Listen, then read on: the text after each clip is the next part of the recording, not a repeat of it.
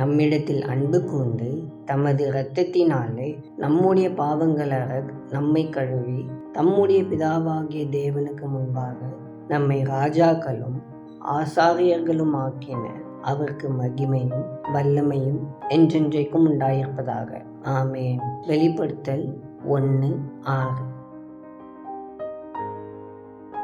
தேவனுடைய பிள்ளைகளான நாம் ஒரு சாதாரணமான வாழ்க்கை வாழ்வதற்காக படைக்கப்படவில்லை. இயேசுவின் உயிர்த்தெழுதலின் அடிப்படையில் சிறந்த வாழ்க்கையை வாழவே அவர் நம்மை படைத்துள்ளார். அன்பின் தேவனே, உம்முடைய திருக்குமாரனாகிய இயேசு கிறிஸ்துவின் நாமத்தில் உம்முடைய திரு சமூகத்துக்கு வருகிறோம். நீர் தந்த இந்த நல்ல நாளுக்காக உமக்கு ஸ்தோத்திரம். அன்பின் ஆண்டவரே, நீர் எங்களை ஆளுகை செய்யும்படி உம்மை வரவேற்கிறோம். நீர் எங்களை உன்னதமான நோக்கத்திற்காக படைத்ததற்காக உம்மை துதிக்கிறோம். உம்முடைய சித்தம் எங்கள் வாழ்வில் முழுமையாக நிறைவேற எங்களை ஒப்புக் கொடுக்கிறோம். ஆண்டவரே, நாங்கள் உமது நாமத்தை மகிமைப்படுத்த உம்முடைய ஸ்தானாதிபதிகளாக இந்த பூமியில் வாழ எங்களுக்கு கிருபை தாரும்.